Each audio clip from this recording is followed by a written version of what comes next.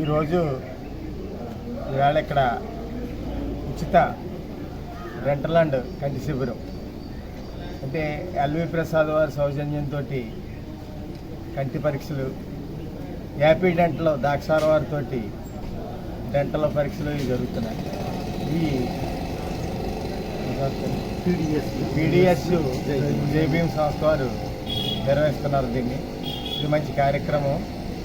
ఇలాంటి ప్రజలకు ఉపయోగపడే కార్యక్రమం ఈ యొక్క సంస్థ వారు జేబీఎం సంస్థ వారు వీళ్ళు పెట్టడం నాకు చాలా ఆనందంగా ఉంది.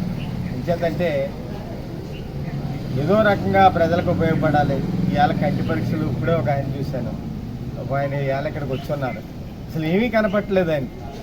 అలాంటి చాలామంది ఉన్నారు. వాళ్ళు ఏంటంటే పాపం బేదరిక వల్ల ఎదరికెళ్ళి ఈ యొక్క కంటి పరీక్షల కేంద్రాలకు వెళ్ళి చేయించుకోకుండా అలా కాలక్షేపం చేసేస్తున్నారు. అలాంటివన్నీ ఈ యొక్క వైఎస్ఆర్ నగర్ మయానికి తీసుకొచ్చి ఈ సంస్థ వారు చేయించడం నాకు చాలా ఆనందంగా ఉంది. దీనివల్ల కొంతమంది పేదలు కొంతమందికి ఉపయోగపడితే మాకు చాలా ఆనందంగా ఉంటుంది. చేసేవాళ్ళకి ఆనందం ఎక్కడ వస్తుందంటే మనం కొంతమందికి పేదలకు ఉపయోగపడినప్పుడే మనకు ఆనందం వస్తుంది.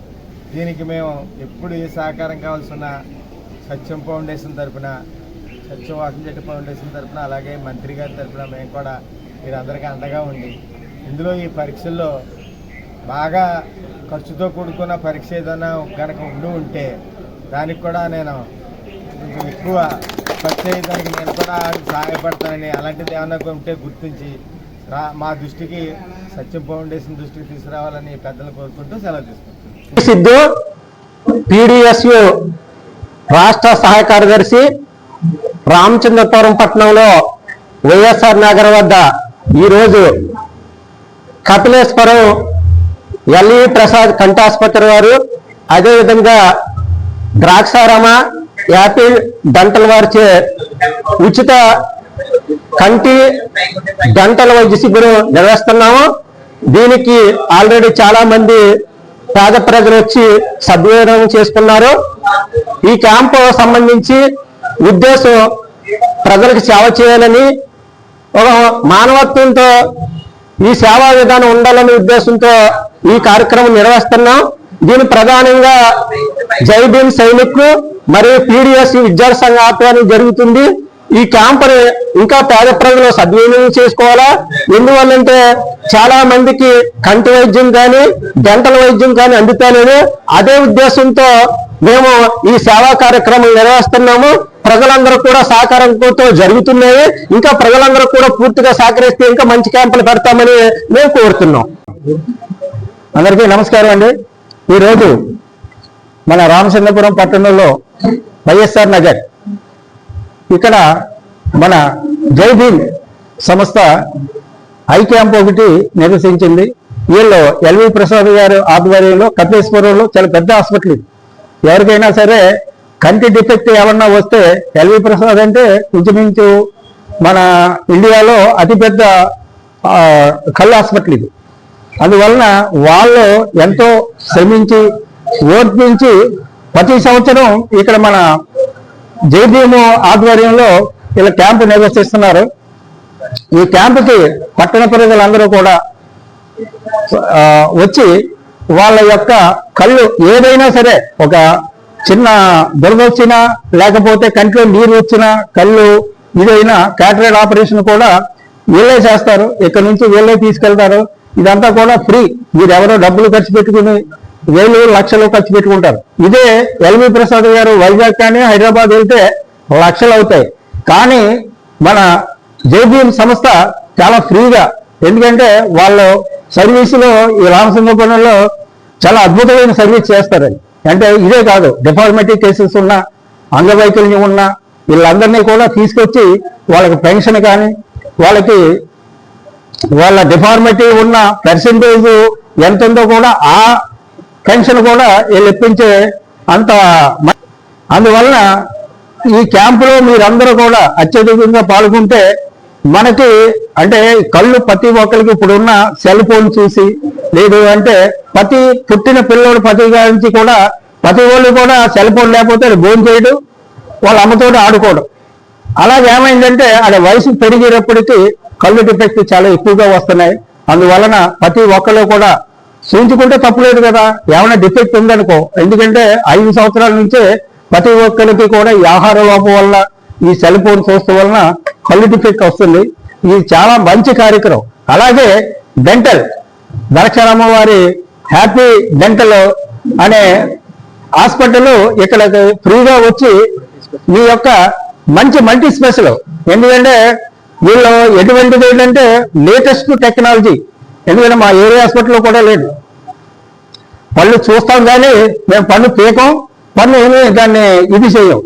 అటువంటిది వీళ్ళు ఇది చాలా కాస్ట్లీ కూడుకున్న వైద్యం. డెంటల్ అంటే ఆసమాసి విషయం కాదు.